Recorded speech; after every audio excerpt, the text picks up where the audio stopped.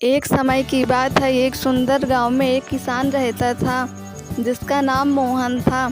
मोहन न केवल अपने खेतों में मेहनत करने के लिए जाना जाता था, बल्कि उसकी ईमानदारी और सत्यनिष्ठा के लिए भी प्रसिद्ध था। मोहन का एक पड़ोसी था रमेश, जो बहुत ही चालाक और धोखेबाज था। रमेश हमेशा अपने स्वार्थ के लिए दूसरों को धोखा देता था। एक दिन रमेश ने सोचा कि अगर वह मोहन को फंसा सके तो उसके खेत भी हड़प सकता है। उसने एक योजना बनाई और गांव के सरपंच के पास गया।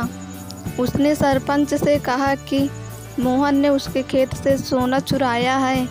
सरपंच ने दोनों को बुलाया और पूछा, क्या यह सच है? मोहन ने साफ साफ कहा, नहीं सरपंच जी, मैंने कभी भी ऐसा नहीं किया। सरपंच ने तय किया कि सच्चाई का पता लगाने के लिए दोनों के खेतों की तलाशी ली जाएगी। रमेश ने अपने खेत में पहले से ही कुछ सोने के सिक्के छिपा दिए थे ताकि मोहन को फंसाया जा सके। तलाशी के दौरान सरपंच को रमेश के खेत में सोने के सिक्के मिले और उसने मोहन को दोषी ठहराया। मोहन को जेल में डाल दिया गया, लेकिन उसने हार नहीं मानी। मोहन ने ईश्वर से प्रार्थना की और सच्चाई की जीत की उम्मीद में रहा। कुछ दिनों बाद गांव में एक बहुत ही बुद्धिमान व्यक्ति आया।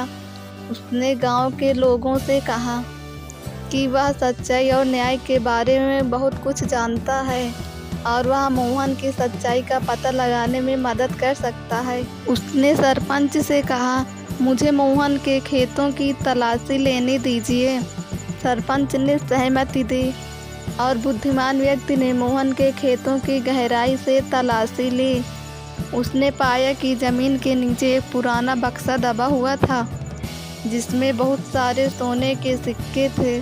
इस बक्से पर मोहन के पूर्वजों का नाम लिखा हुआ था। बुद्धिमान व्यक्ति ने सबको बताया कि मोहन के पूर्वजों ने यह सोना यहाँ छिपाया था और मोहन निर्दोष है। उसने रमेश की चालबाजी का भी पर्दाफाश किया और रमेश को सज़ा मिली। गांव के लोग मोहन की ईमानदारी और सत्यनिष्ठा की प्रशंसा करने लगे। मोहन ने सच्चाई की जीत का सबसे बड़ा उदाहरण प्रस्तुत किया और गांव में फिर से शांति और विश्वास लौट आया। हेलो दोस्तों, ऐसी ही कहानी को सुनने के लिए हमारे YouTube चैनल को सब्सक्राइब करें और बेल आइकन को क्लिक करें।